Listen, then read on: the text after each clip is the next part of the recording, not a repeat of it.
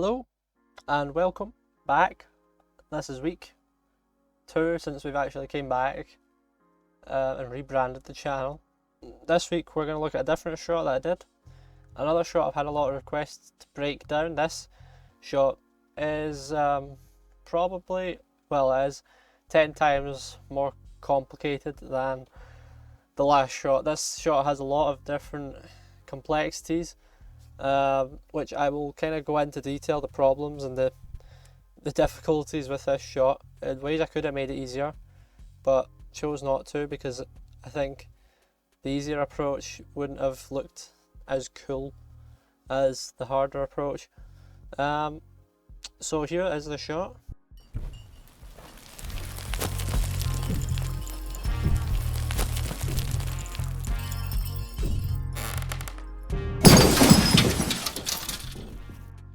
Basically, I started testing this chandelier, how on earth I was going to create a swinging chandelier.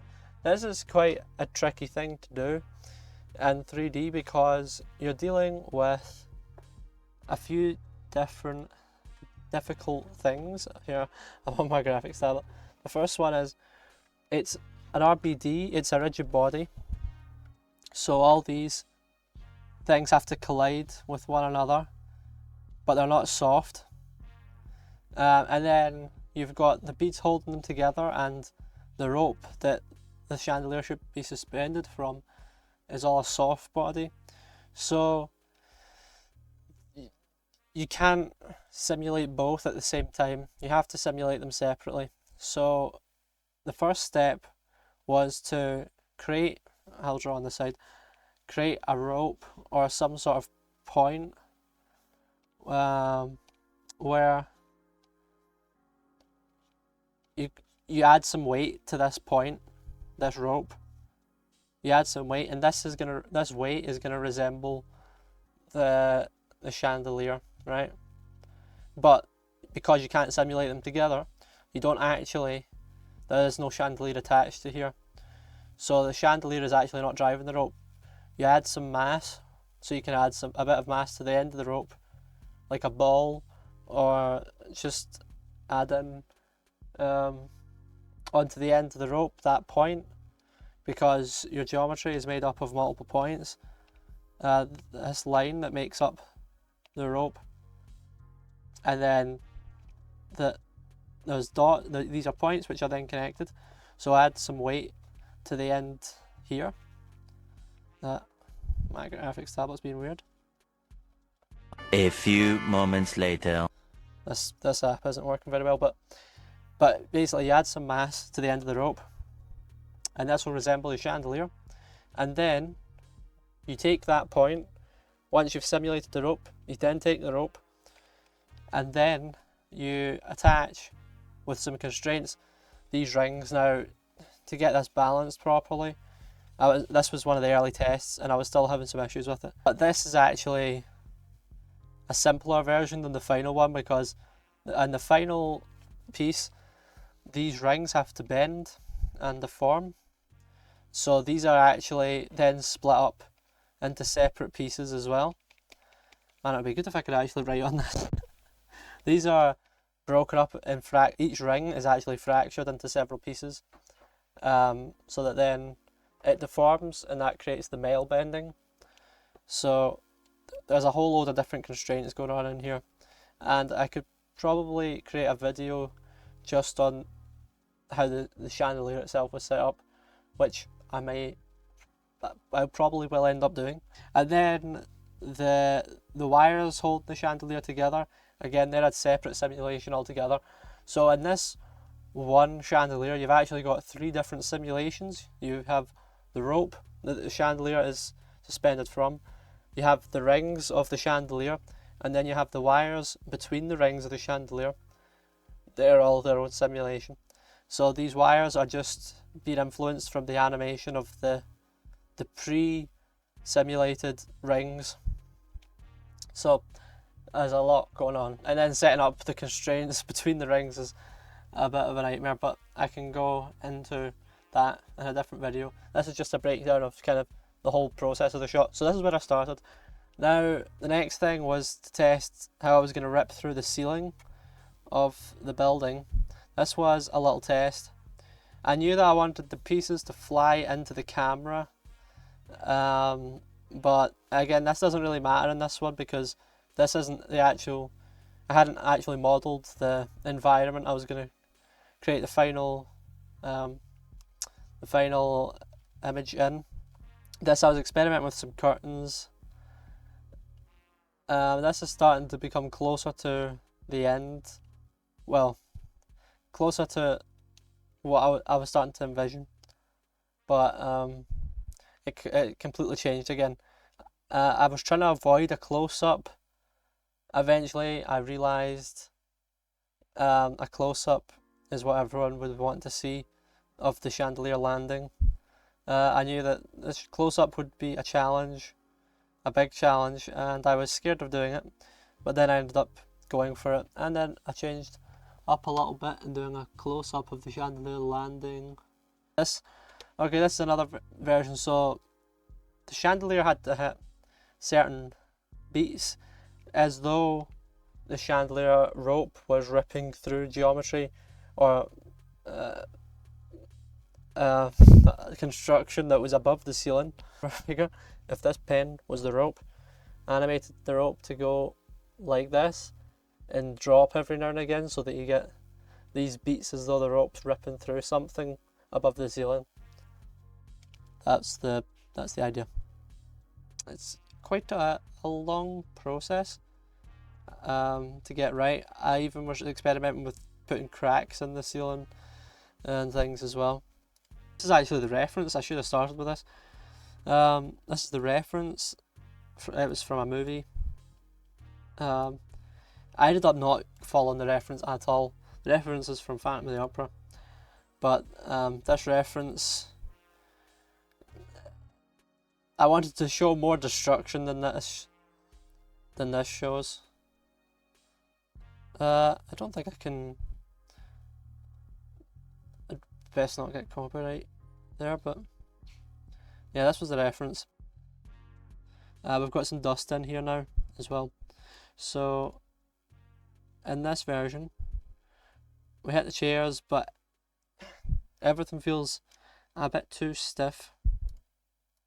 So the chairs were quite a task to set up because there's a lot of chairs and I wanted them all to break differently, so I had to create a little tool that would fracture each chair in different ways and then place it back in its position. And the chairs are made up of different materials.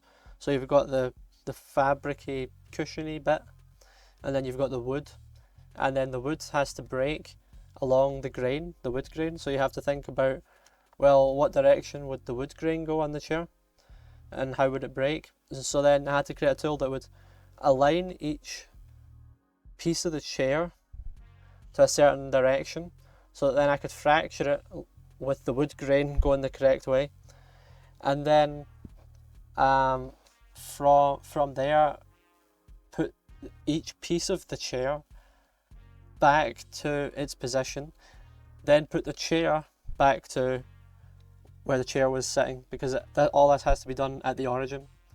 Well, it doesn't have to be done at the origin, but it's a lot easier. Another challenge actually was the glass bulbs. I wanted the glass bulbs to pop. So this was just some simple geometry. Basically, I fracture the bulb, and then using the normals. So the normals is the direction that a point faces, a point or a face faces. So I took the normals of each piece. So all the fracture geometry is packed, which means basically each piece is resembled by one point. So if I know the direction that point is with the normals, then I can multiply the velocity by the normals, which means the point will shoot off into the direction that it faces. and then be influenced by the simulation. So that's how the bulbs explode and pop. Again, there's a lot to cover in this shot, so I spent about 4 or 5 months on it. So I think, yeah, it must have been about 4 or 5 months just on this project. So there's a lot of different things that went into it. I think the plane crash I spent like 3 weeks on, 2-3 weeks. This was like 4 or 5 months. So I wanted the lights to flicker on the beats that I'd animated the rope to fall down this. The animation of the chandelier actually influences the switch when it switches between the lights flickering and the lights being still. So that's all being driven by the velocity. So if the velocity is above a certain value, then the lights will flicker. If it's below a certain value, they stop flickering. And this was just a test on that attribute I created to test the switch, so I could just see what was going on with the switch. So you can see when it starts to flicker, and then when the velocity becomes at a certain point. In fact, at a certain point here, I actually just switched it manually. When it was falling, I wanted the lights to flicker all the way down.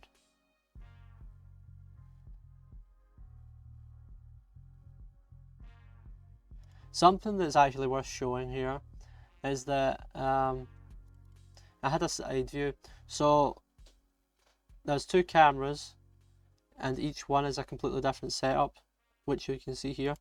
Yeah, you can see it switches.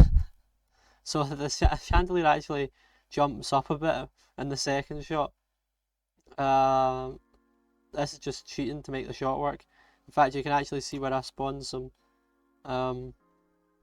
debris for the second shot, just so it has more impact. I mean, you just fake it till you make it, but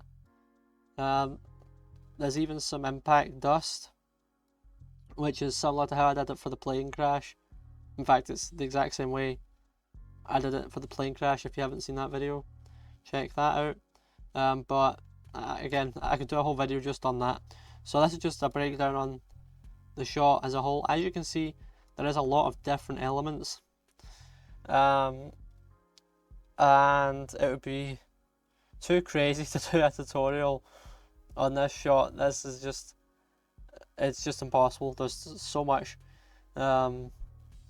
It would be a very, very long tutorial, and I'm not willing to share that whole process as well. So I can show certain bits, for example, chandelier, how to set up something like that, and then edit it all together, and you get the final shot, which I'll put up again. And that's pretty much how I went about doing it. Started with the chandelier. The roof was just a simple RBD simulation, nothing too complicated about the roof. Added some debris with a particle simulation, and some dust, the way you would for any kind of destruction simulation. The roof is the same. The most complicated bit would be the chairs and the actual chandelier, and then just tweaking it and art directing it to get the impact. Composition's important, having the pieces falling into the camera. All these things add to the shot, but that's all things that you can't really go into with a tutorial. That's just iterations, using your eye, giving it to people, getting people's critique for about 4 or 5 months, and then you get that final shot. So that's the video. Enjoy, like, share. See you next time.